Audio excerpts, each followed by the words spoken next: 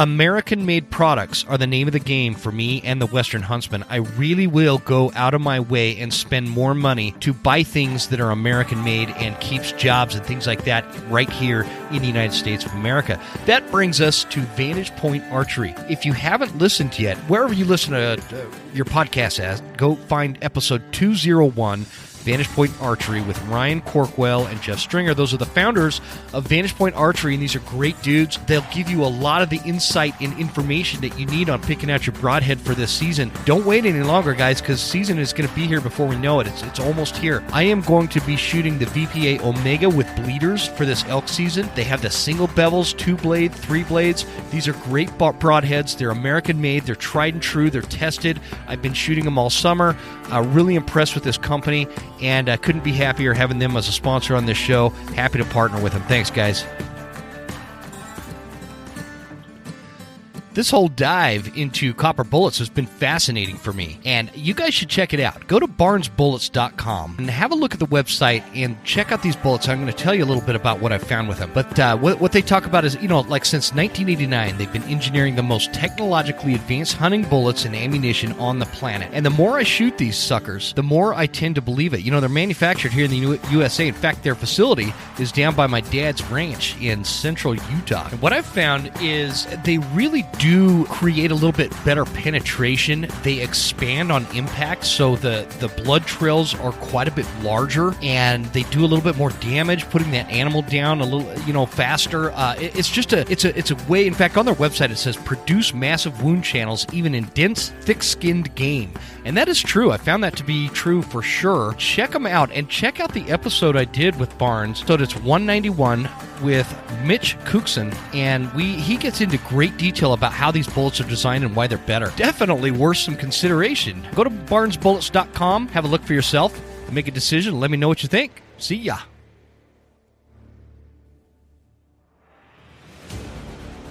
Ladies and gentlemen, are you ready to make 2024 your best September elk season yet? If you answered yes, my friends, you are in the right place.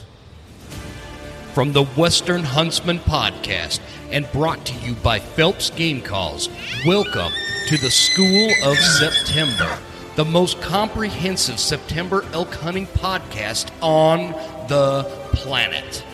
Listen in to some of the world's most prolific elk hunters joining us to talk about strategy, calling elk, spot and stock, and closing the deal on some of our wildest dreams. From the Broken Time Studio to your knowledge toolbox, let's get one step closer to notching that tag. Ladies and gentlemen, welcome to this episode of the Western Huntsman Podcast for the next installment of the School of September, brought to you by Eastman's Hunting Journals, and coming at you from the Broken Time Studio right here in Northwest Montana, where I'd complain about the heat, but I'm talking to a guy that lives in Arizona, and I think that's just an insidious decision. I can't imagine how you survive. But everybody, welcome to the show for this installment of School of September, a guy that started Days in the Wild. He's a guide. He's got a wildly popular podcast. He's a friend. He's been a really successful hunter and always willing to share his knowledge and success and helping you guys get ever so close to notching that tag this coming September. So, John Stallone, brother man, thanks for joining me, man. Thanks for the pretty spectacular introduction there. I got to live up to that now. Yeah, no, there's a lot of pressure now, right? Well, I'm feeling good. I have a fresh cup of coffee, and I'm talking to my buddy in Arizona. We haven't talked for a few months, but I appreciate you joining me for this because I've been wanting to get you on for School of September for a long time. But for anybody that doesn't know who you are, kind of tell us a little bit about Days in the Wild and what you do and who you are. Sure. Well, John Stallone, like you said, been hunting since I'm 5 years old. Started out in the whitetail woods back in New York. Moved to Arizona when I was like 15 going on 16. Been a Western hunter since then. So like almost 34 years. I think in August it'll be 34 years. Yeah. 34 years in August. Man, you're getting old, brother. Yeah, dude, tell me about it. I'm feeling it too. Really. Uh, I've worn a number of different hats. I've kind of been in some way, shape, or form in the quote unquote industry since 2001. So for the last 23 plus years, started off on pro staffs, and um, then I was writing for news articles and Mm-hmm. magazine articles and so on and so forth. And I've been a guide. Um, I'm not quite sure how long, to be honest with you. It started because I originally started off guiding or I got my guide's license originally because I was giving away hunts. I started the hunting channel online, and I still own that actually. And we used to give away hunts, and in order to keep myself legal, because those hunts were with me, Mm-hmm. uh, I got my guide's license, and then I started working for some guys, and I started outfitting probably about 13, 14 years ago, something like that. Hmm. And yeah, I don't know. I mean, recently, the last couple of years, been Howl for Wildlife, Yeah. which you and I talked about when you were on my podcast last. I'm the vice president of that, one of the co-founders, me and Charles Whitwam. Um, and yeah, man, just busy, busy, busy, busy. There's so many other things in there that when it pertaining to hunting that I'm leaving out, but Yeah, yeah, no, and it's that's what I like about you. You do have a storied background in a hunting space, man. Anybody that's kind of paid attention for more than 10 minutes knows who you are. And I'm curious, before we dive into elk, is there anything like that is not like I mean, how do you say that? Is there anything you think that people need to know that Hal is working on? From a standpoint, we're always talking about saving the future of hunting, and that's what a lot of my episodes are really geared towards until we start getting into the summer months. We start talking about elk hunting like this, and so, is there anything that you feel like people need to know about that's maybe not getting out there or should be getting out there more? sure. For me right now, and I think for Hal specifically, there's not a lot of stuff because we're at the end of the bill season. Mm-hmm. There's not a lot of specific things. Of course, we're still working on this hunting ban with CRWM on Mm-hmm. mountain lions in Colorado, but Colorado, that's kind yeah. of right now. It's a little bit out of our hands, so it's kind of like a sit and wait thing. The only thing we can do is generate funding sources so we can keep educating the middle ground, the non-hunting public. And Yeah.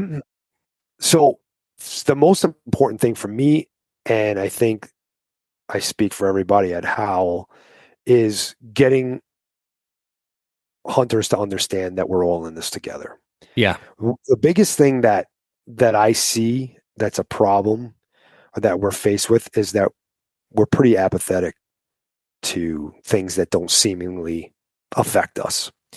And what I mean by that is like, okay, we're, a deer hunter in Idaho. Why do I give a crap about a guy in Arizona who, hunts mountain lion? Yeah. I don't hunt mountain lions. I don't live in Arizona.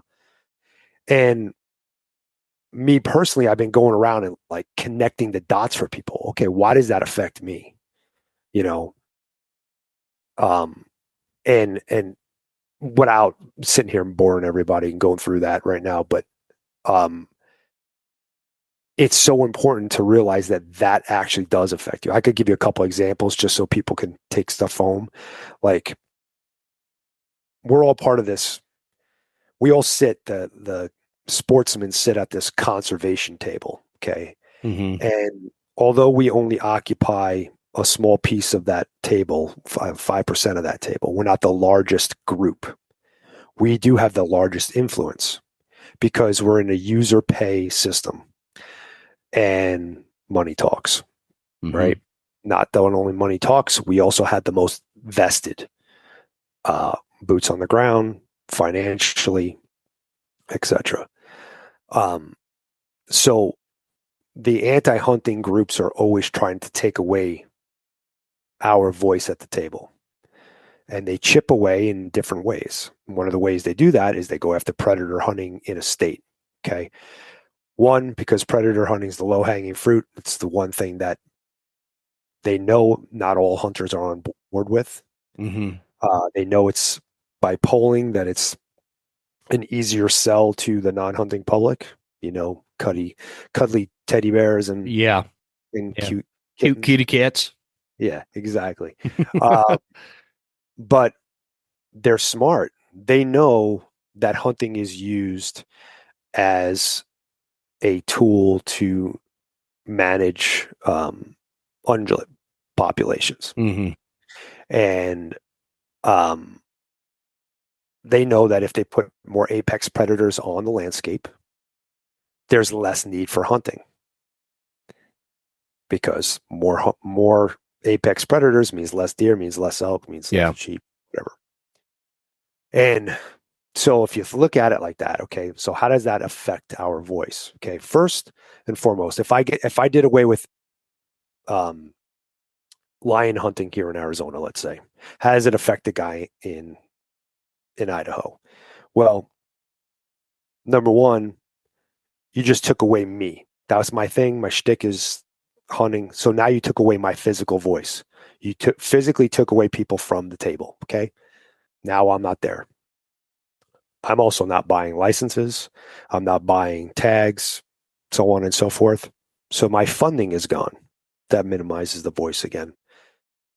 If you look at it federally, maybe I only had bows and arrows and guns and rifles, whatever, and bullets and whatnot because I hunted, maybe not, who knows. Sure. But let's just, for the sake of this argument, so make it nice clean. So Pittman Robertson is based off these sales. Okay. Pittman Robertson's a giant pie. Let's say it was 1.5 billion last year. Okay. And because they did away with mountain lion hunting and you lost X amount of mountain lion hunters, now that, that pie is 1.475. Okay. Mm-hmm. So now I go to divvy up that pie, and now the piece that went to Idaho just got smaller. So it affected them directly, like it directly mm-hmm. affected you. Now you have less funding.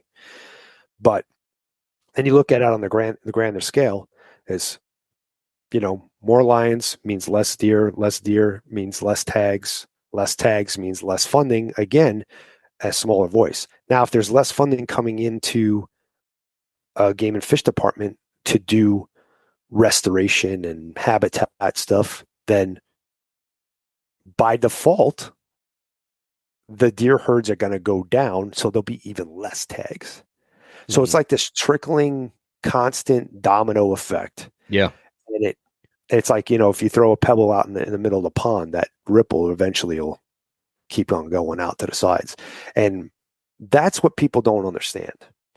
And if you want to make it like a little bit more personal, like, okay, let's say they come after something that you like to hunt, but it's in a different state. Now, let's say they get rid of deer hunting or something, which is going to be a far cry before they get to that. But mm-hmm. Let's say they come after deer hunting or bow hunting, because that's been a talk. Yeah, okay? that's been on the docket for them for a while. Sure. So they get rid of bow hunting in Arizona.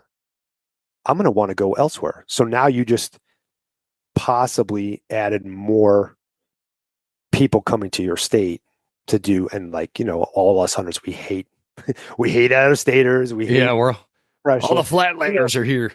Yeah, exactly. So it's like you gotta look at this stuff like we're all listening together. We're all depending on whether we hunt. No matter whether we hunt with a bow, we hunt with a rifle, atlatl, freaking slingshot.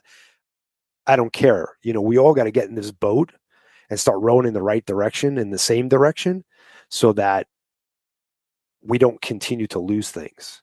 Because the writing on the wall, like they tried it in Oregon this past year with IP3. Now IP3, they were literally trying to get rid of all animal husbandry, any kind of meat product, farming, ranching. Yeah, it was ludicrous, but but that's the it thing. speaks to, People think it's ludicrous, and yeah. people think that it's laughable. So Yeah. they're like, they don't pay it, and oh, it's not going to pass. This is too ridiculous. I'm not going to But pass. meanwhile, they gathered 230,000 signatures. Yeah, Right. you have to think about. I always look at like this the momentum that these waves create, and our job, I think, as hunters right now, is to continue to prevent and reduce the momentum. Like you talked about the ripple effect by throwing a rock, or like a wave in a let's say it's real windy. What's going to stop that wave is obstructions. So if it hits the bank, or if it hits a log falling down on the in the water or whatever, it's gonna reduce that wave. But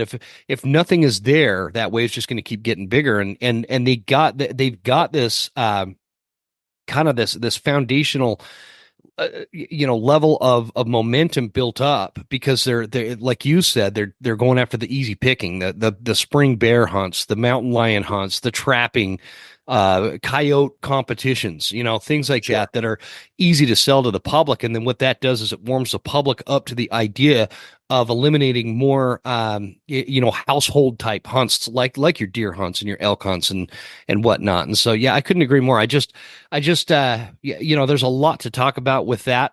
And there's a lot of work that we have to do, because that apathy that you were talking about is, I mean, that's not just with hunting, but this apathetic mentality amongst hunters towards, like, our friends in Colorado dealing with everything they've got going on, and spring bear in Washington, and bear hunting in general in California, and all these different things that are going. I'm just kind of spitballing Sure. some of the bigger ones.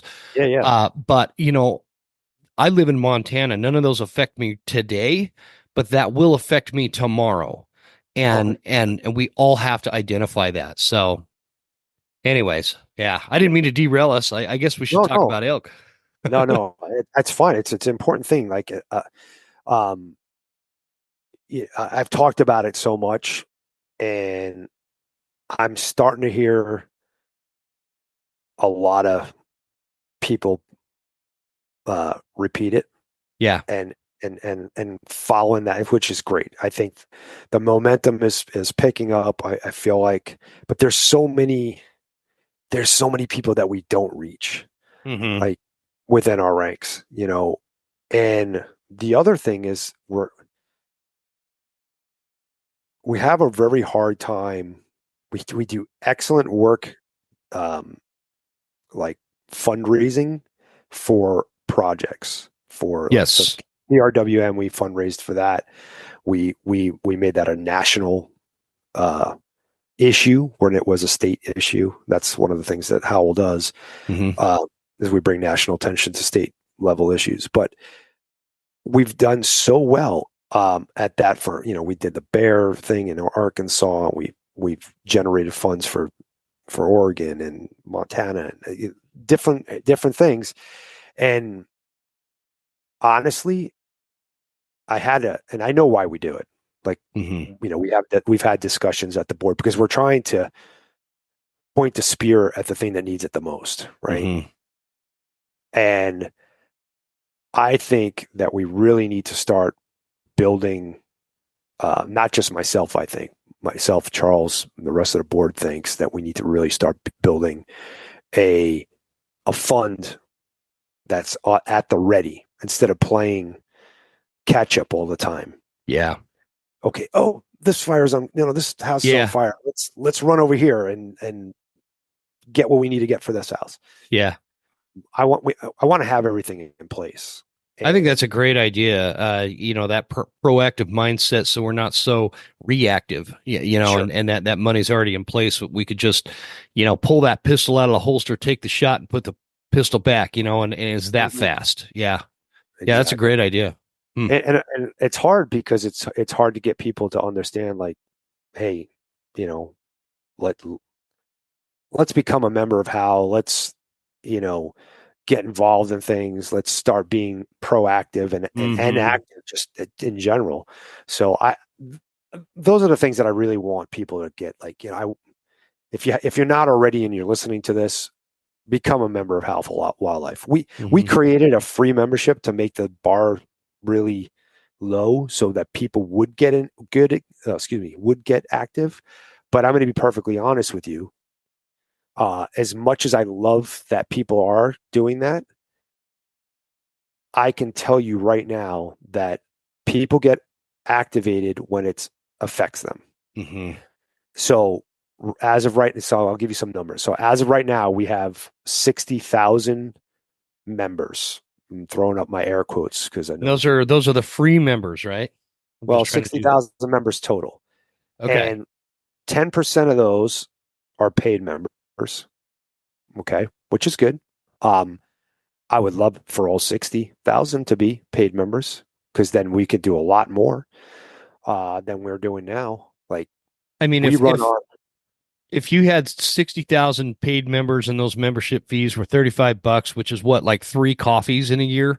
yeah, That's $2.1 million ready to go. yeah, And exactly. How that can I sounds like a start lot of money to like you and I, but when you contrast that against like what the Humane Society of the United States has in their war chest, it's nothing. But it would be our dollars, dollar for dollar, I should say, is we don't have to have the war chest that they do because we're very specific, and so we could fight that with a lot less money.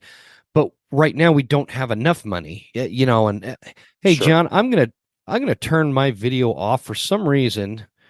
My internet is struggling a little bit, and so I don't want to have like audio issues because of that. Sure. So I'll do that too, just in case. yeah, it might be a good idea. I think I always hate that. Like if when I'm talking to somebody and like the voice is cutting out and stuff like that on a Sure. podcast, it's annoying to listen to, you know. Absolutely. So Absolutely. I haven't heard anything on my end from you yet, thank God. So, okay, I but think we're good. I know how that buffering thing works. Matter of fact, little piece of mind for you. I'm recording it onto my hard recorder right now. So just in Sweet. case this all fails, Okay, you got perfect. it. We've got a backup, man. That's always good. Yeah. So John, oh, did you have something to finish up with that stuff? Oh yeah. Oh yeah. So what I was pointing out was, okay, so there's like 60,000 members total. Mm-hmm. Now, when an issue comes up, we see, anywhere from 1,000 to 5,000 people get involved in it. So what does that tell me? That telling me that people sign up and get involved when it's something that affects them, and as soon as the next issue comes up and it's not affecting them, they don't get involved. Yeah. And that's a problem. That is a problem. Howl for Wildlife has been able to move mountains with a couple thousand people on every issue. If we had the power of all 60,000 every single time, Yeah. we would kill it. Like we Yeah. would never lose anything. And if you like, let's take that even further. We're 14 million hunters in the United States. 14, 15, 14 to 16, they can't make up their minds. I'm using the low number. I know it's all over the place. So 14 million hunters, could you imagine if we had 50% of that, 7 million hunters or whatever, getting involved on every single bill? Like, Yeah. And that's a great point too, John, because when you like analyze the credibility factor, like the non-hunter, I always say that the average American is like not heavily vested in anti-hunting and not heavily vested in hunting, and that makes up roughly 90 to like 93% of the population out there.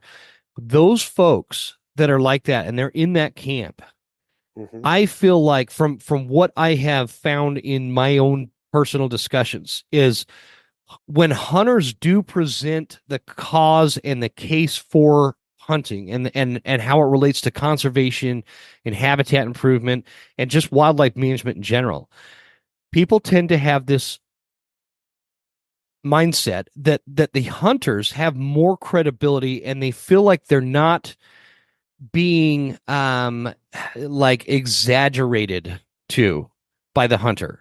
If this is making sense, and I think that's because hunters are an actual that we're a stakeholder. We're an actual stakeholder in the future of hunting.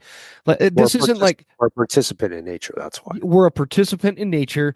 We're not observing anything. We're out there and we're doing what human beings have been doing for a long time. So when I say like I think that people sense the hyperbolic nature of the anti-hunting industry, and they sense that hunters just have a genuine personal stake in the future of hunting, and the proof is in the pudding with when you contrast it against the history of how we have successfully brought these species back to the numbers that they are now, when they were so, it was getting pretty scary, roughly 100 years ago, a little over 100 years ago. And so I think that the general public understands that. And so when you say, if we could get 7 million people to show up to the table and voice their opinions, that 7 million, I believe, would overshadow uh, the 7 million or so anti-hunting folks that might show up to that same table in the eye of the general public. Because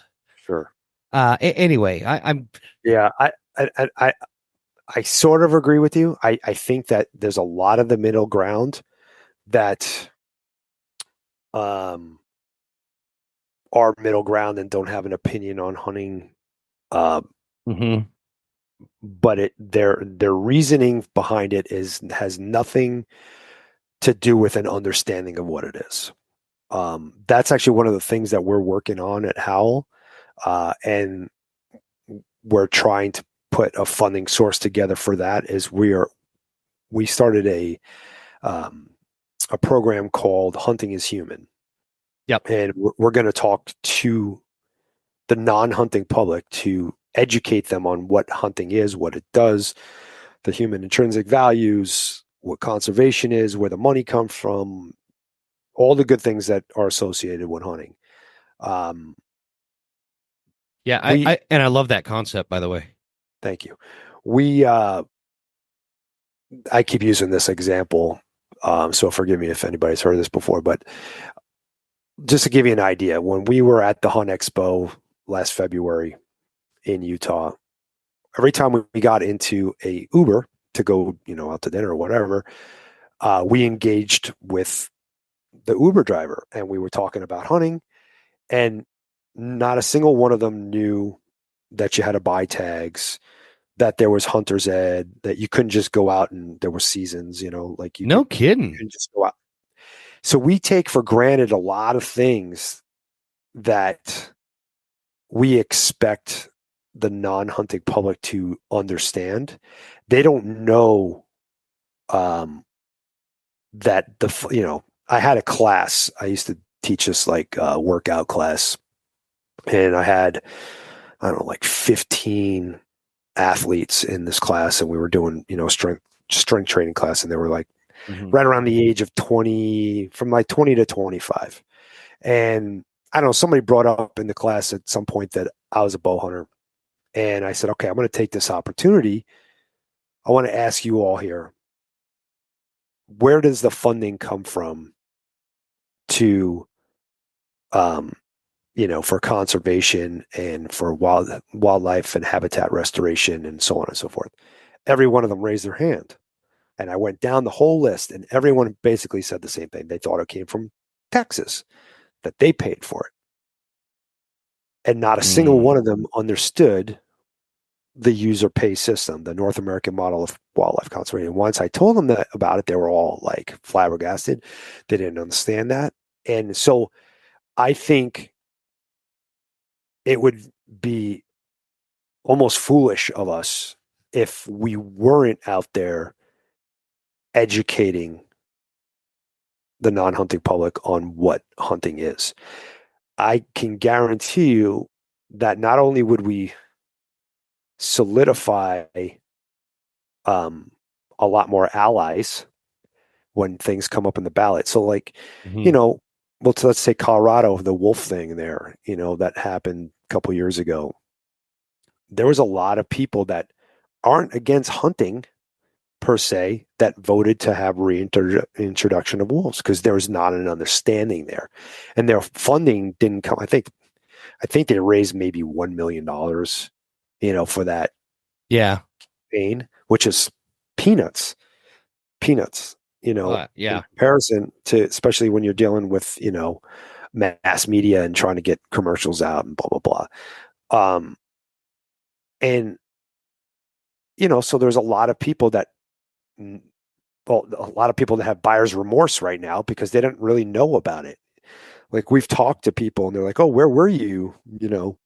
When I needed to have these questions answered before I cast my ballot last time, Yeah. And so, that being said, I guess I don't want to beat a dead horse. We really there's a lot of stuff that needs to be done. And one of the things that really needs to be done is this education process of the non-hunting public. We can never take for granted. There's a lot of people within our ranks that don't understand it. I know. Like you and I, we talk about it often. So it's like, it seems like second nature to us, but it's just like the tag process. You talk to a guy that's in, New York or whatever, and he's going to be lost coming out to Montana because he doesn't understand that, I got to apply for this. I got to do that. I got these points. And, it's just like that. You can equate it just like you would be lost possibly going back east to go hunt whitetail out there. Where do I hang a tree stand? I never did this, Yeah, it's a totally different animal. And right. Exactly. And I always just get confused with the tag situation. And I've got, Eastman's has Tag Hub, which helps like simplify it for me because I'm an idiot, but like Montana's tag system is fairly complicated in comparison to Idaho's. Idaho's was pretty straightforward for a resident. Montana's a little more complicated. So like to your point, most hunters don't understand the tag process. And I mean, let's face it, most hunters can't even give a basic fundamental description of what the North American model of wildlife conservation is. And so I think that there's like this two-pronged assault, or if you will, that needs to happen from the standpoint of we've got to educate the general public, like you were saying, that the American non-hunter or North American non-hunter. I think that is super critical, and I really like the concept of hunting as human. I remember Mike Costello telling me about that a long time ago too, and like just the using it as a hashtag and all this kind of stuff. But the other approach is I feel like hunters need to have like a better understanding as to what it is that they do and the consequences of that, whether good or bad. I think hunters should understand the basic concepts of the North American model of wildlife conservation and some basic history as to like what happened that brought us to that conclusion and to that kind of set of principles that has set us on this path of healthy animals and healthy habitats and extended wildlife management programs that are actual proven to be successful, in fact more so successful than anywhere else on the planet. The average American, whether hunter or not, they don't know that, they don't understand that. And so I say this to everybody that is involved with Howl. You guys, if you ever need anything from me to help get that messaging out there or just help in any way, I'm that's the kind of stuff that's why I started this show, was to protect the future of hunting. So I just appreciate what you guys do too. We appreciate you too. Thank you. Unless you were born yesterday, you're very well aware of the fact that a lot of companies spend a lot of money on marketing and advertising and just their overly proudness of, if that's a word, their name recognition. This is not the case with Hoffman boots, guys. Don't go drop $500 on a good pair of boots when you can go to hoffmanboots.com and check out the Hoffman Explorers. They start at $370. I could save you 10% off of that by using promo code Huntsman10. Guys, I've been traipsing through the mountains of the western United States for almost a decade in these boots. They're totally waterproof. There's no break-in period. They're every bit as good as those high-dollar boots out there that you see for a lot less. So don't waste your money on the other stuff. These boots have everything you need for a lot less, and I wouldn't steer you in the wrong direction. I wouldn't recommend them if I don't use them myself and don't absolutely love them. Check it out at hoffmanboots.com. Promo code is Huntsman10. We better switch gears to elk hunting. Let's talk some elk hunting. I'm tired of talking politics. Well, one thing before we leave this alone, we are, if you haven't become a member, of Howl, Meat Eater.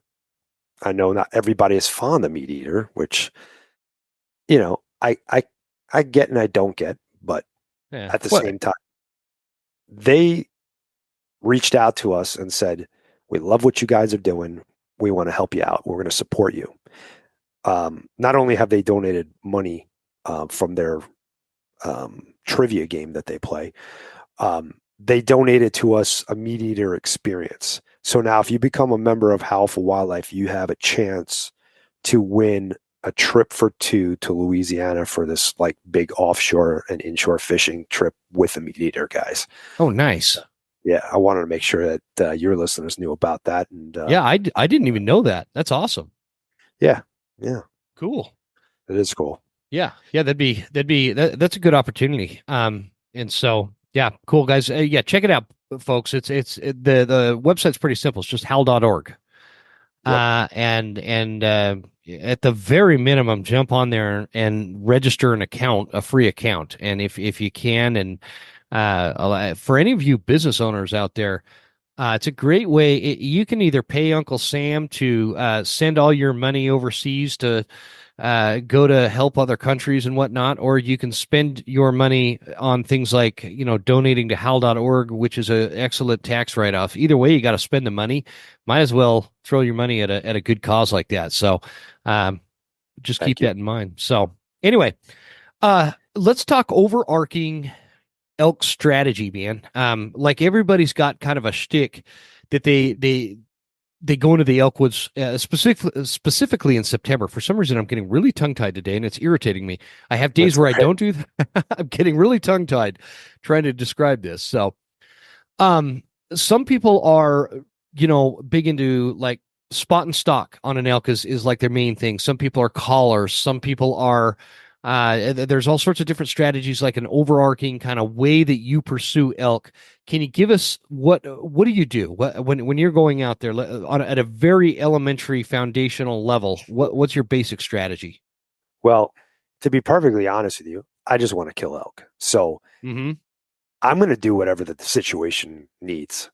If that's glassing because they're not being vocal, if that's still hunting because it's too thick to glass and they're not being vocal, if they're calling, I'm going to I would prefer, that's definitely the more sexy thing to do. Like I would much rather have a bull come snot and pissing all over himself, into my bugle than me being a ninja. But I'm going to do whatever's necessary. And it's just about assessing the situation and assessing what you're given, the time of year, the unit that you got, the area that you're hunting, the terrain, and looking at it at a big picture level and saying, well, I'm not going to rule out anything. I think when you go in to any situation in life, period, and you're too steadfast on what you're going to do to accomplish it, a lot of times that becomes a trap, and you become a victim to your own inability to be flexible. And yeah, for sure. So of course I have ideas of what I want to do. I have an idea of what I want, but I don't know what I'm going to do until I'm there, until I'm in the moment.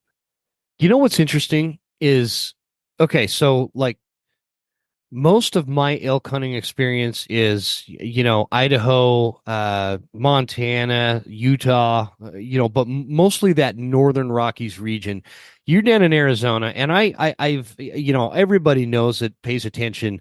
Arizona has got some fantastic elk units, and I'd one day I don't know if it'll ever happen because it seems like point creeps just like wreaking havoc on everybody in Arizona. But at some point, I'd love to hunt elk in that country because it's so vastly different. Have you ever hunted elk in like Montana or Idaho or Wyoming? All of them. All of them. Okay, cool. In fact, I'll be in Montana this September. Oh, really? Yeah. You better not come to my home state and not hit me up. I'll tell you when we're off where I'm going to be at. Okay, cool. I love it. So, like, can you? For those, because a lot of the listeners to this School of September series are guys that are like back east. Maybe they're, in Pennsylvania or Florida, and they're coming out west. And some of them, maybe they've hunted elk in Arizona, but never Montana, or vice versa.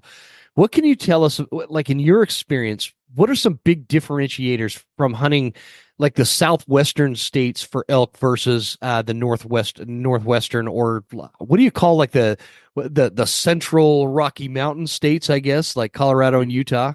It's kind of transitional. Talk to us about that for a minute. Well, I think for one, the temperature is so.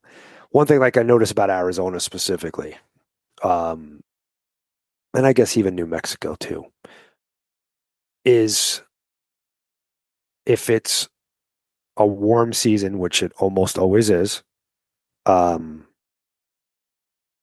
you're gonna get a lot more activity at night. And if you have a full moon, it's really gonna shut down a lot sooner in the mornings and not start until a lot later in the evenings.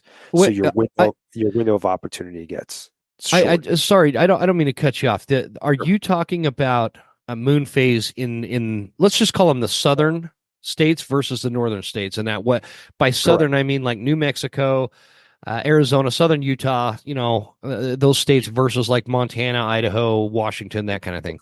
Yeah, exactly. So So what I'm saying is that if you have a full moon in Arizona, it's definitely gonna affect the elk movement and how often they're up and how aggressive they're going to be calling and for how long, versus if I was like in Montana in like, thick dark timber and I'm got a full moon, I might still be able to get a response at noon.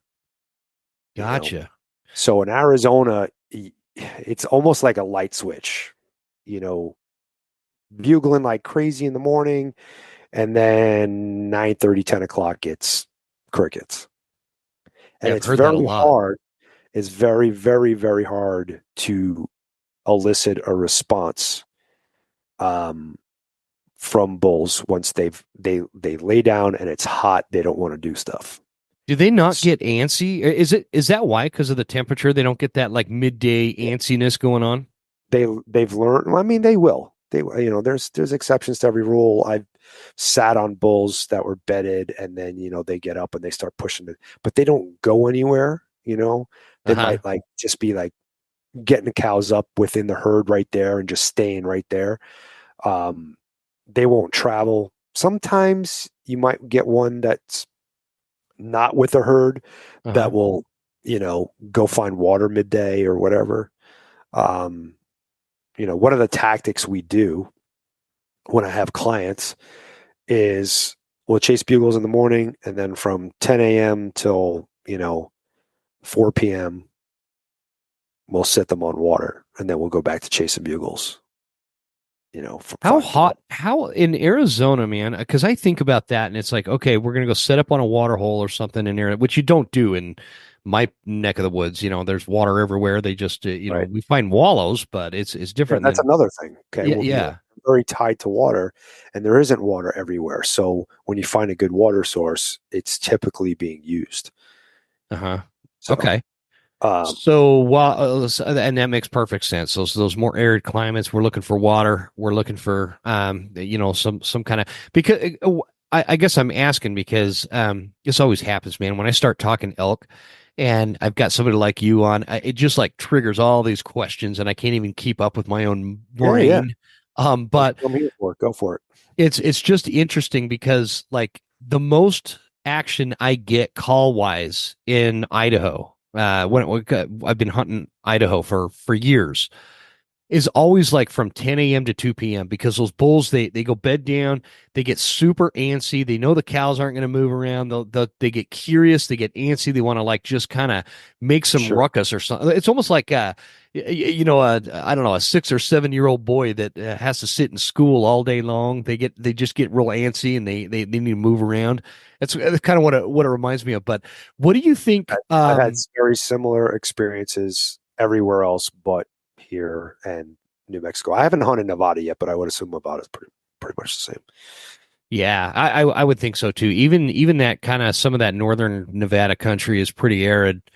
and hot. And so I would assume that, but I don't know. Anybody listening that has like an opinion on that and how it plays out in Nevada, hit me up, send me an email. I'd be curious to see. What with what you were talking about with the moon and the moon phase, what are your thoughts this year? Have you seen this September? We have like a super moon, roughly. I think it's on like the 17th. Yep. How does that tie into your strategy and your planning? I'm some of it might be a little bit of superstition for me, but because historically, when there's a full moon, I find less activity during the day. So I try to schedule my hunts away from the full moon. So like this year I'm going to Montana. I'll be there, I think, on the 7th. So the moon is going to get increasingly bigger as I am there, but hopefully I can make something happen before it becomes an issue. Now, also, like I said earlier, I don't see it as much. There's like a little bit of effect, like in those, northern states, but not as much as it was. If I had a tag here, I'd be pretty pissed off, actually. What do you mean if you had a tag in Arizona? If I had a tag in Arizona and I had a full moon, so our seasons are only 2 weeks, you're kind of stuck. Oh, to work with what you got to work with. Do you not have a tag for Arizona as a resident? No, there's no. Oh, it's not over the counter. Hell no. Oh, I didn't know that. I haven't had a tag here since 2016 for myself. Really? Yeah. I mean, I've hunted here a bunch because I guide, but yeah, you're a guide. That is so interesting. Hearing kind of your perspective on the full moon, because it's like, man, and I'll tell you, like, dude, you're a way better elk hunter than I'll ever be. But I love hunting the full moon days. I get a lot of action, and so sometimes, and I would say like in your Idahos and your Montana, and I noticed this early on in my hunting career with the whitetail, that you'll get midday movement when there is a full moon, because they're up at night all night long. They're going a little bit in the morning, they bed down, they get back up, they go back down, they lay down. It's like, it changes them. It changes them a little bit. It's not going to like completely alter. It's not like, listen, I'm not saying if you got a full moon tag, you got a tag right this time of the year and get a full moon, just burn the tag. It's, in my opinion, especially here in those hotter states, it's going to affect the amount of activity. Are the elk still going to be there? They don't disappear. They're still there. You just got to be. You got to switch it up. Yeah. You might not be so call forward. You might not be, or, one of the strategies that I've incorporated over the years is get on elk in the morning when they're vocal, follow them all the way to their bed, and then sit on them all day long and wait for them to get up and kind of put yourself in a position to make a move on them. Matter of fact, actually, I just did a podcast the other day, and my guest put it really, perfectly. He just gets on their travel corridors where they're going to come out of their bedding back to the feeding areas. And I've got a buddy that does that here, man, and he sits in a tree stand in North Idaho with a trad bow. And he's sauced a couple of elk that way. It's pretty impressive. Yeah. I don't have that kind of patience. No, and you have to have patience. You'll be amazed on how much patience you have when you know where they're at. Mm-hmm. Yeah, that's true. That's true. Yeah, I think that makes a big difference. If you know those elk are up there, laid out for the day on a bench or something, that is a way different game than sitting in like a tree stand waiting for some random whitetail to walk by that you're like suspicious he's in the area because you got him on camera or something, but you don't actually know, and especially with how cagey whitetail are. But Going back, can we back up a little bit and let's take the full moon thing out of it for just a minute. And I really like to use kind of real world scenarios like what you're talking about. To I think that helps people kind of understand the content that is they're listening to. So you're coming to Montana roughly around the 7th of September, and is is the area that you're hunting, is it somewhere that you're super familiar with, like all the roads and mountain ranges and drainages and all that? I have not been there since 2014. Okay, cool. That's perfect for this question then. So when you get there, and I'm sure you've been doing all your e-scouting and all that, and I don't want to turn this episode into like an e-scouting. That's going to be a totally separate episode. So you've done all that. Now you've got some ideas. Tell everybody, can you kind of explain, like, you've done all your e-scouting, your game plan? What does that look like? Do you have like plan A through C, or do you have like plan A through F? And what are you going to do to quickly locate elk once you're on the ground? I think I probably start off with doing some kind of a night calling where I'm going to be out there in the dark, calling and trying to locate bugles and dropping pins at where I hear elk. That way I have starting points for the next day. That would probably be how I start. If that doesn't prove to be good, like they're not close enough to the roads, and I'm not saying I'm going to be hiking ridges in the middle of the dark. I'm going to be driving roads and stopping in areas where I feel like I got a good vantage point and trying to locate elk out in the distance. That's kind of my strategy almost everywhere, to be honest with you. If I had that ability to do that, like where I hunted in Idaho last, I did not have that. It was pretty roadless. So I didn't have that ability to do that. But if I had the ability to do it, which in my mind's eye, I believe I do. Like I said, I haven't been there in 10 years, but I'm going to do that. And then if that doesn't work, I'm going to hit all the landscape features that I know elk frequent, and I'm going to read sign, and I'm going to, put my bugle to work, hopefully locating. And, once, like I said, when we started off the podcast, once I kind of got an idea of what's going on, then I'm going to start making decisions on how I'm going to, close the deal. So you're driving around, you're doing all these night bugles, and then as you're getting these distant responses, which I do this exact same thing, especially on these old logging roads up here.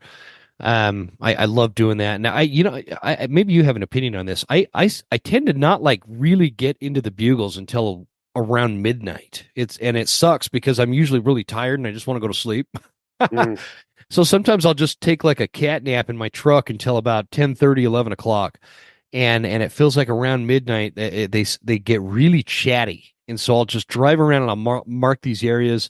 And that works pretty well. But for you, when you do that and you're marking like on your Onyx or whatever, you got a response here, you got a response there. Is there something that tells you, okay, so the next morning, I heard 3 different bugles from 3 different bulls in 3 different areas. Which one are you going after and why? You can see I ask very basic questions. Sure. I think for me, it's probably going to be the terrain that decides that for me.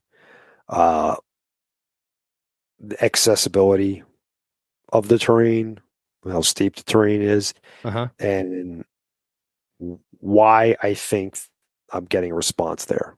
Are they in a feeding area already? Are they moving to feeding, depending on what time it is? And are they still going to be around there the next day? How do you determine that? I don't know. It's you get a response back, you pull up on X, you look and say, okay, well, looks like they're bugling back from this meadow. So that to me tells me they're in there feeding. Okay. They're probably going to be in there till morning. first light, sun starts coming up, they're probably going to start filtering out of there. Where are they going to go? Okay, let's look at the area around it. Okay, it's, connected pretty close to this good benchy area that's in this dark. You're referring to looking at the area on your Onyx, right? At night Mhm. after you heard the bugle. Okay. And so let me ask you this about that specific thing. So when I do that and I'm looking at the area, I'm generally looking for what would be the easiest route for me to get from where I heard him to a bedding area, which is usually, like you said, a bench or something, north facing slope, whatever, dark timber. I'm looking for the easiest way, contour wise, steepness wise, drainage wise, to get to that spot, because I feel like elk are looking for the easiest way as well, unless there's something like a road that'll derail them and send them up somewhere worse. What do you say to that? Did that even make sense? Yeah, it did. I think I kind of agree with you. I mean, I'm always, it's always, it's so specific and it's hard for us with words to paint the picture for people. Yeah. But, it's learning. The main takeaway here is learning elk behavior. And so how does a guy do that without going elk hunting? Get on YouTube, kind of try to, pull information from that. Sorry, my phone keeps going off and it's distracting me. I know, mine is too. Every time you have an interaction, you got to have either a notebook or a mental Rolodex, working and really trying to understand, okay, why is this elk here at this time of day? What's it, what's the reasoning? What's it eating? What's the water situation like? Well, how's this in relationship to all the other things that it needs on a day-to-day basis? And over time, you start building this like library of what, why, and where, and that helps you make those decisions. Mm-hmm. So it's like, really, there's no secret sauce for me to tell you, okay, well, if they're in a meadow and you got a bench on a northwest slope here, and okay, they're going to go bed there for the morning, and you're at the mouth of a drainage that shoots right up to it. You should be able to navigate up that and not spook them. It's hard because you don't really you don't know, and every situation is different. I love actually how you just put that. And I love it for the reason that because I really tend to agree with this. As you do the Days in the Wild podcast, which there's a ton of elk content on there. In fact, you also have, by the way, I just want to let the audience know there's a really cool YouTube video. It's called Elk Hunting Seminar 2020 West Coast Archery. Super cool video that is just a lot of information packed into a short amount of time, kind of thing. Anyways, getting back to what you were just talking about, the difficulty of getting real descriptive and what your words to use to kind of help people understand. I think that we as podcast hosts, we get sometimes a little bit under the gun from like request for people without saying it out loud are kind of looking for that easy button. And Mhm. and the reality is there is no easy button. They're just, and so a lot of what you're talking about and some of the questions I even ask, I have to catch myself because it's like, you can't teach that. It's instinctual, and that Sure. instinct comes from experience. Like I look at my Onyx to figure out maybe where those elk are going to be. By looking at the Onyx and understanding what the contours mean and how to read a map and all that kind of stuff. Like I don't know how to really express how I know the elk are going to be right in this one particular little area, other than, they like to bed in somewhat flat areas if you can find a bench or north face slope or really dark timber or somewhere like that. Just common stuff, but it doesn't always play out that way. I mean, I have found them bedded down on really steep degreed slopes in the broad daylight with very little shade in early September. So like this isn't a thing that is just 100% every time, and there's no easy button. And a lot of this stuff and these questions. Oh, sorry, did I cut you off there? No. I'm just adding to what you're saying. Go ahead. You're exactly right. It's all rule of thumb, like, okay. Yeah. You take it with a grain of salt. And, and I'm not saying that's not stuff you should know, because when in doubt, if you have that at least to fall back on, you're more likely to find success having something that worked out for somebody else at some point. Yeah. Um, Yeah. Everybody's searching for the silver bullet.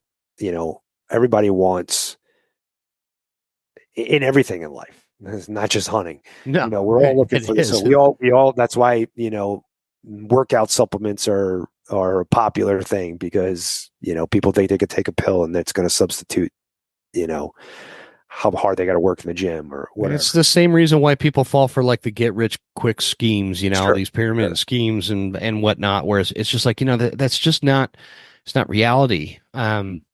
Being a good, consistent elk hunter, it takes time and dedication to learning this craft that is September archery elk hunting. And so, that I just want to put that out there as a disclosure as we continue this discussion.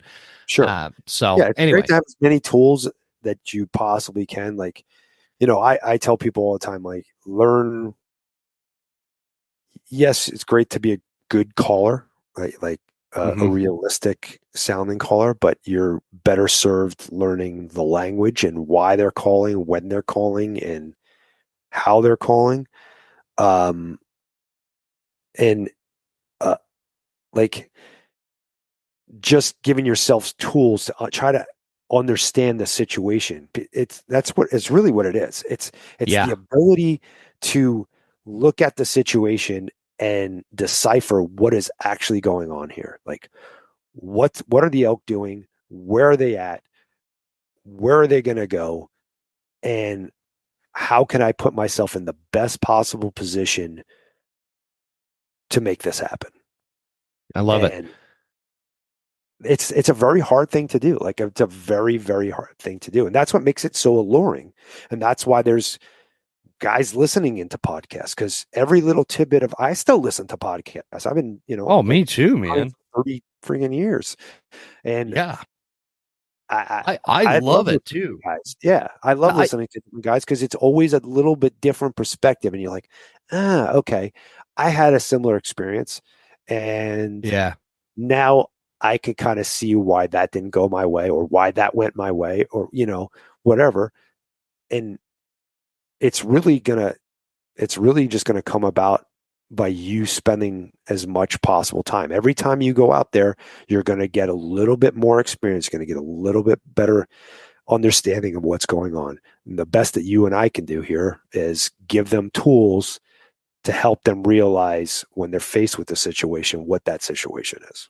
I'm just always looking for ways that, because I'm always of the opinion, like, you could listen to an elk hunting podcast once a week for an entire year, and then you can go spend one day in September in the field. You're going to learn more in that one day in the field than any of these podcasts. But one of the things that I think these podcasts are really, like, yours is really good for this, by the way, that these like podcasts are really good for is teaching people how to learn to elk hunt. Right. Like, so that they pick up on things that, if it's their first time out there and they hear a certain sound and they don't know what that sound was, they're not really going to learn anything from that. Where if they've listened to one of our podcasts and they heard somebody talking about, the way that sometimes a giant bull elk will chirp like a little teeny squirrel, they'll almost like this really fast mew. I've heard bulls do this.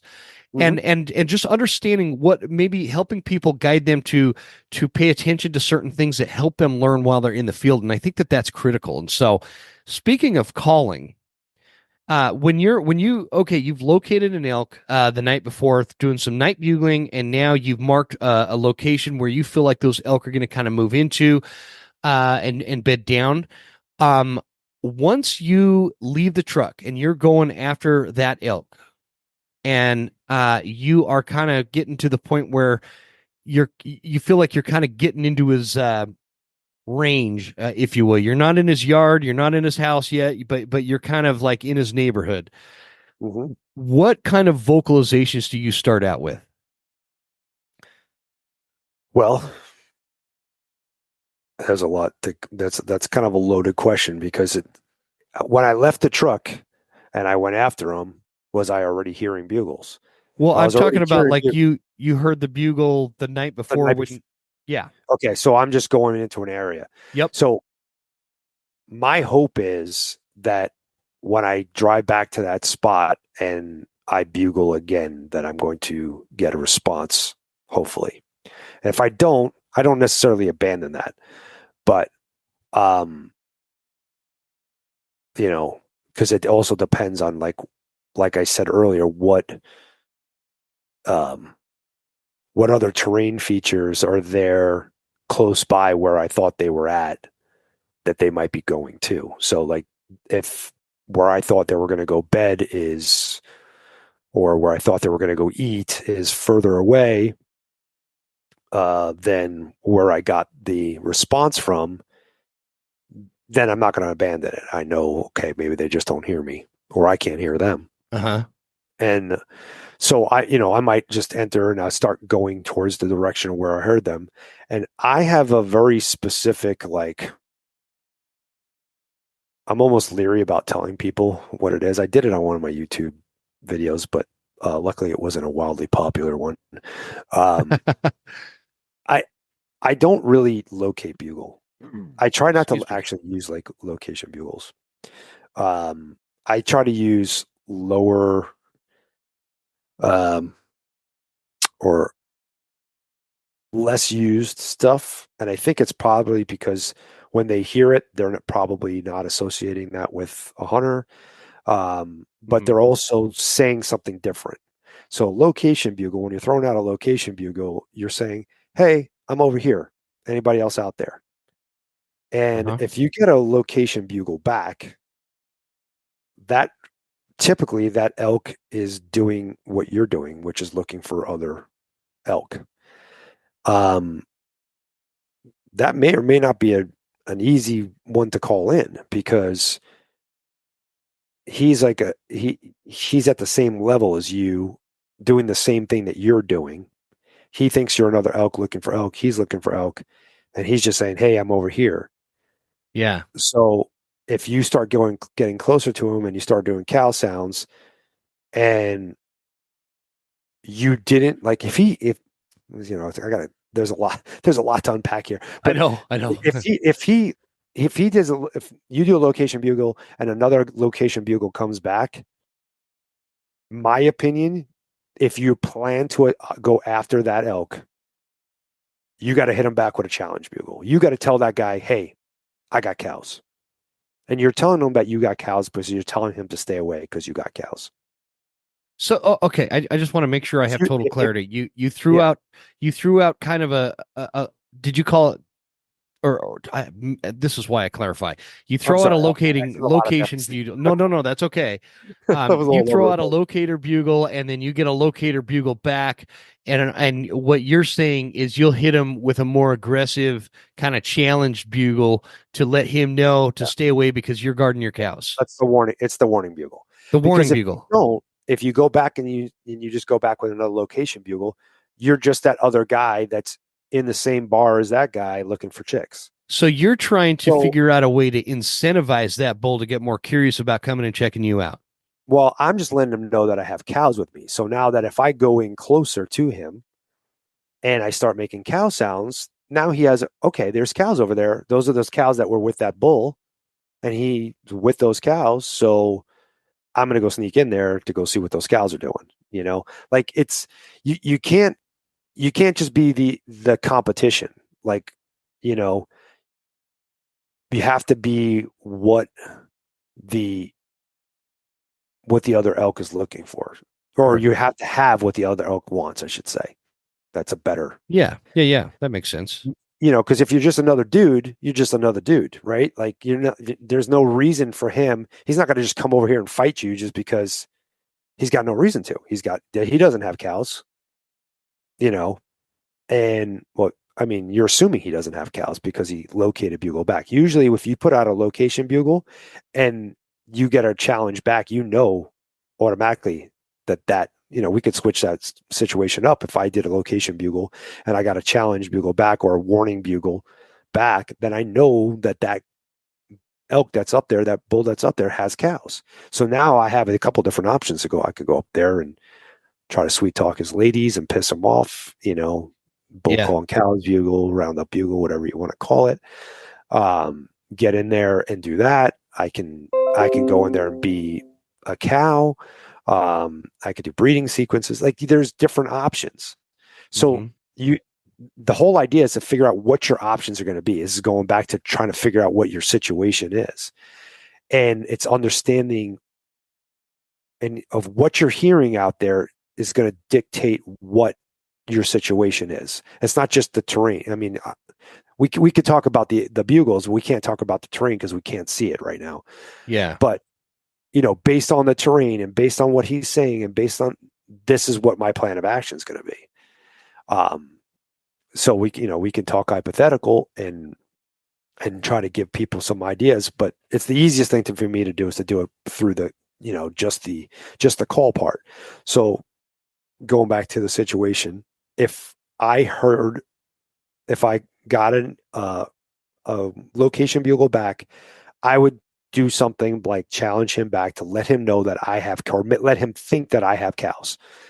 That way it opens the door for me. So that's what he's listening for. So when a guy's, when an elk, a bull elk is out there, location bugle from ridge top to ridge top, when they're just walking, cruising or advertising, they're waiting to hear a challenge back.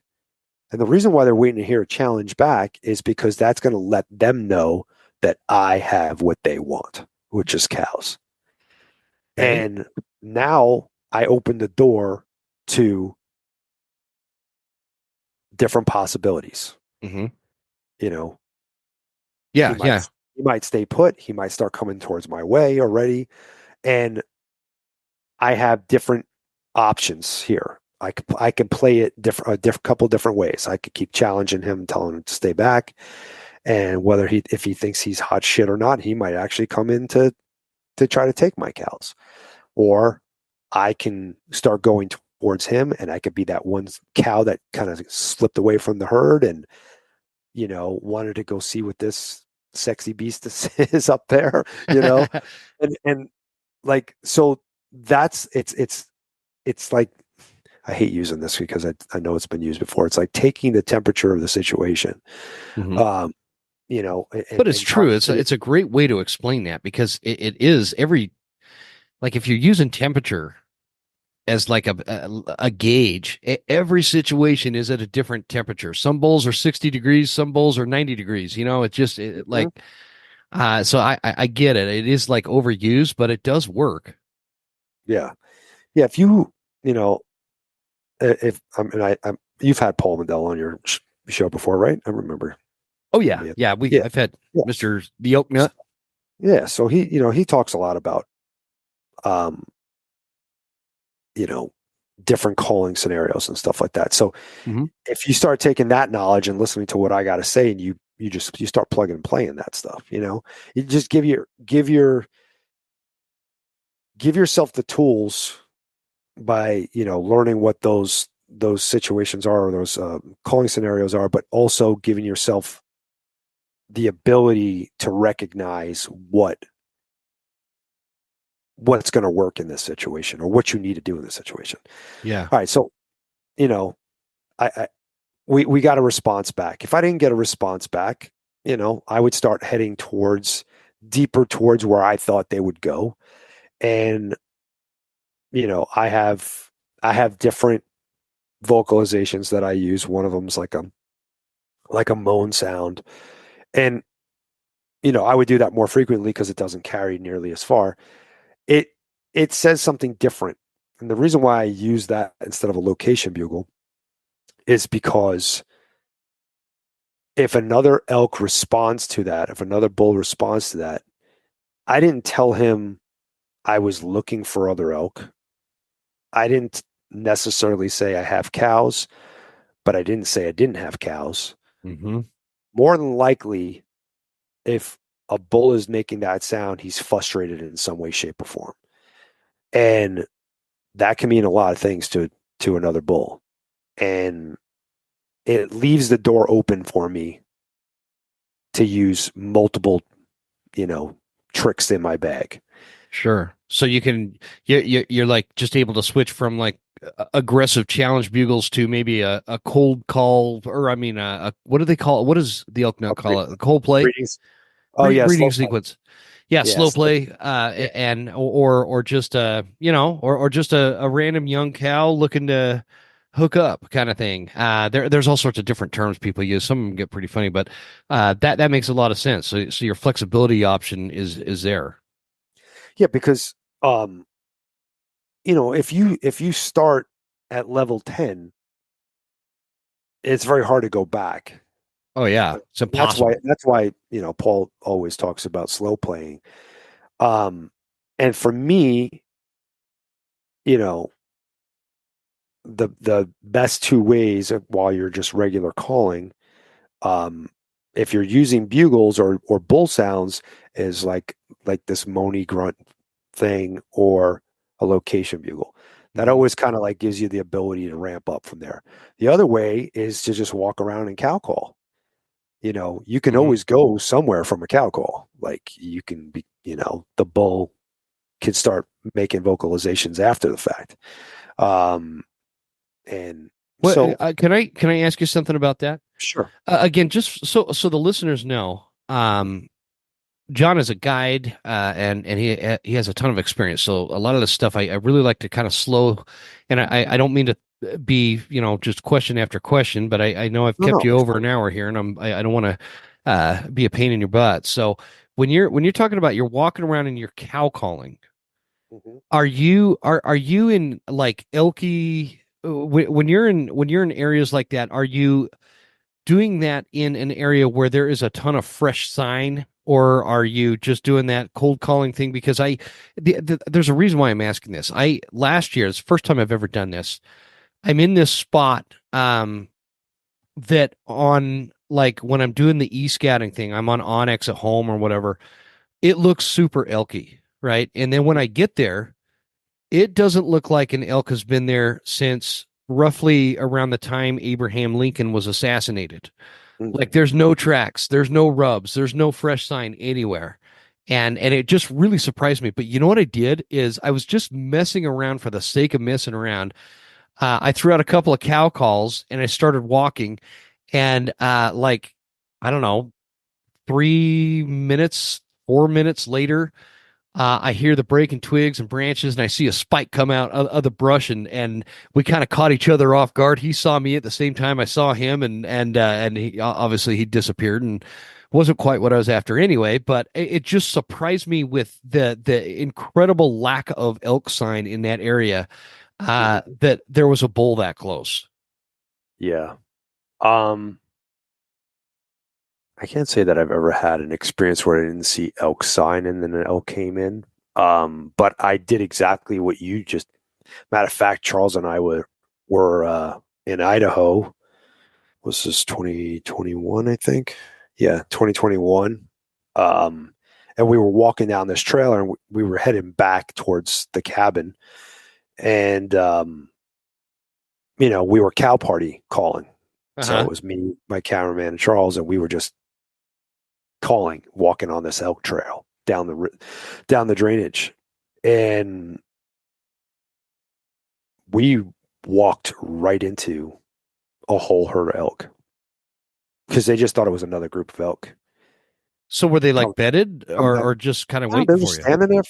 Standing there, feeding. Huh? Did you get a shot?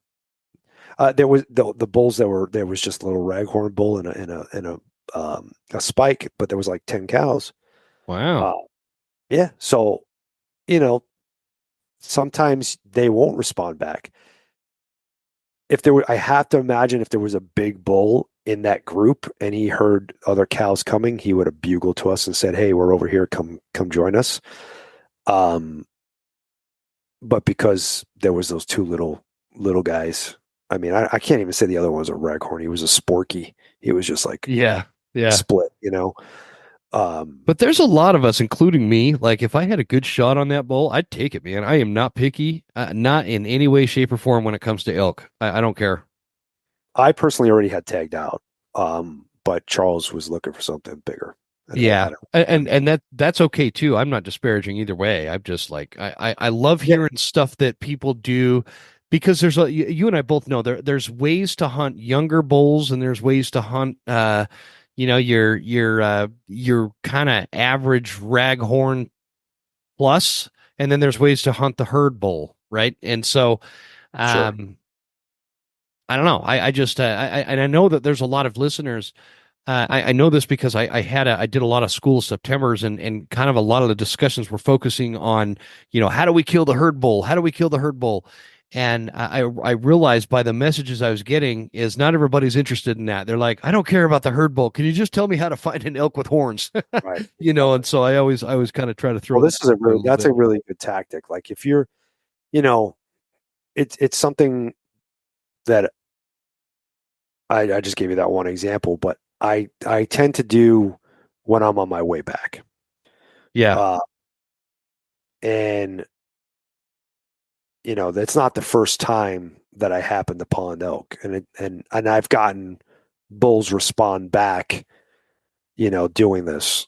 Um, and I know a lot of guys who are very successful elk hunters that their first, sounds they make are always cow sounds, where they use a loud mew Mm-hmm. as their locator.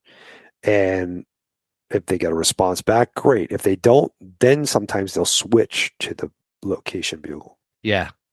And the one reason why I personally don't do that is, again, I don't. I want.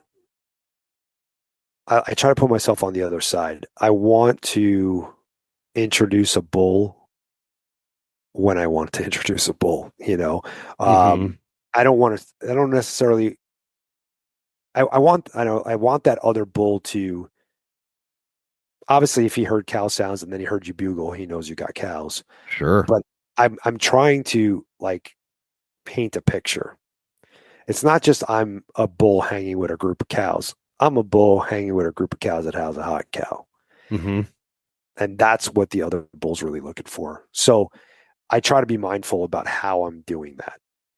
And I don't necessarily know if a cow calling out to her calf says that. Yeah, I don't know I'm if it not does I'm either. not I I'm not against it.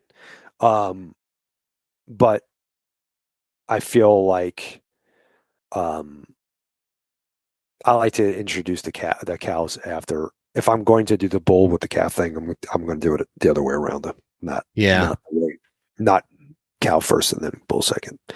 That's I think it's I don't know if it's a preference thing or not, but Well, I for me, think I feel like I'm success the other way around. So yeah, and I think that it's totally a personal preference from a standpoint of understanding what the temperature of the elk are from like just experience. Like I know there's people that do that whole cow calf thing and they've been very successful with that. I'm with you, man. I don't really do that. I don't like to do that. I either want to make the bull fall in love with me or I want to piss that bull off. And right, those are always my kind of go-to and I'm a very simple-minded dude, not super skilled, not super smart, so I kind of stick with what has worked, right? And so that's kind of the focus that I've always had. As we kind of wind this down, I'm curious because you've got the guide experience in your background. If you can kind of tell the audience like the between what you've seen on social media, what you've seen as a guide with some of your clients, what you've seen just out hunting and like interacting with hunters on like public land, what would you say are either two or three of the top biggest mistakes newer elk hunters tend to make consistently that maybe we can head them off at the pass right now? um, I think overcalling Mm-hmm. tends to be a problem. Um, and not knowing when to be aggressive and when not to be aggressive. And I mean, I don't mean just in your calling. I mean in general. Like this is actually a mistake that I tend to be a very go go go go type person, and it's blown up on me. a few times. Sure, So me too. I'm going to use that as an example of what not to do. Um, you know, I like to push in and I like to move quickly, but sometimes the way I used to hunt when I didn't really know what the hell I was doing, I used to be very cautious. I treated everything like a deer. I didn't make a lot of noise when I walked. Sometimes that actually works out. I killed a lot. I killed a lot of elk, you know, just pumaing around the mountain. Like super quiet, just almost still hunting kind of thing. Yeah, sure. Yeah. It's just, again, it was going to come back down to this, like, okay, well, when do I do that? I don't know. You got to be in the situation to know it. And obviously, I just told you I still make mistakes. So don't be afraid to be aggressive if you feel like the situation needs it, but also don't be afraid to, because I mean, there's a lot of times that had I been more aggressive, like hell, I could think of right now in Colorado, I wanted to push up to the edge of this field and this elk was coming across and Jermaine Hodge was behind me calling and I had his buddy and I was trying to get him up there and he was worried, so we kind of stood back and we got caught behind trees basically and we couldn't make a shot. And had we been aggressive like I wanted to, he would have been in perfect position when I had a 25-yard shot. So, like, it's always coming down to feeling the situation. What does it call for? Could have very well went the other way. We could have. So I'm telling you another time. I was actually with Corey Ford, and I was in Oregon, and there was a bull bugling. It was the first day I was there in Oregon, and man, I went charging up on this trail, and I could hear the bull coming across, and there was a giant downed tree in front of me, and I was like, okay, I got to get on the other side of this tree. Yeah. And I literally sat up on the log on the tree that dead to fall, and I was swinging my leg over, and then the bull's staring right at me. Oh no! And, so it's hard to say. Like, had I been cautious, stayed behind there, and he would have came right up to that log because it was laying right across the, and I probably could have shot him head on and been done first day. But I didn't, and so it's really it's a judgment call. I think that it's totally going to come back to what we were talking about earlier with the instinct and experience, and because I've done something almost identical to what you just described, where and I just, it's like, man, if I would have just there's been circumstances where if I would have just sped up and been more aggressive, it probably would have worked out. But there's been other times where if I would have just slowed down, stayed quiet, sat tight, it would have worked out. And I've blown it in both circumstances. And so, I think it is. And I would encourage people that are listening, don't be afraid to get out there and make mistakes, because the mistakes that you make, especially like an encounter that you blow, you're going to learn way more from that experience. And just that's what starts building that instinct. And that's the kind of stuff that starts putting the salt in the salt shaker to make you a salt dog hunter, And so I think people are sometimes afraid to do anything because they're terrified they're going to ruin the encounter and blow the elk out or whatever. I just, obviously the goal is to not do that and kill the bull. But at the same time, those experiences are really what make the difference. That will put you past the, the pack, if you will, of people that, are successful on a consistent basis versus those that, maybe get an elk once every 10 or 15 years or whatever. It's those mistakes. And so, well, John, I know I've kept you like an hour and a half, man. I apologize for running over the time. Tell everybody where they could find you and any closing thoughts you want to share, and we'll kind of wrap this up. Sure. Closing thoughts. Just forever be a student, always try to absorb as much information as possible and have it in it, and digest it in a way that you can use it again, have it at the ready. That's the most important thing. As far as finding me, John Stallone on Instagram is probably the best place if you ever want to connect with me. And then you mentioned my podcast a few times, Days in the Wild. And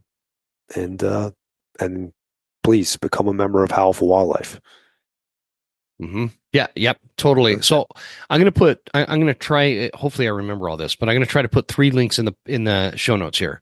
I'm going to put John's Instagram. I'm going to put daysinthewild.com, which will take you to the podcast and his guiding operation and all that kind of stuff. And then I'll put the howl.org website in there so that people can just easily jump on there and at least register for an account at the very minimum, guys. Do that to just stay, because as much as like John and I, we could sit and we could talk about hunting strategy all we want. If hunting is lost, there will be no point to it. And all these years, John and I have been putting time into putting these podcasts together will be for nothing. And that'll really hurt my feelings. Me too. Yeah. 20 years almost down the drain. Yeah, seriously, man. Well, cool, man. Thanks again for joining me. Stick on the line for just a minute, but I appreciate you joining me. I'd love to get you back on for a future one, man. I feel like we just kind of scratched the surface on this one, and there's just a lot to go into. We were all over the place too, so I apologize for that. That's my bad. I have a habit of doing that, John. No. I can. Thoughts to go in one direction. So there's so many things I wanted to say. Well, I think people are going to get a lot out of this episode either way. So we'll get it figured out, and we'll get you back on, and I'd love to have you. So thanks again.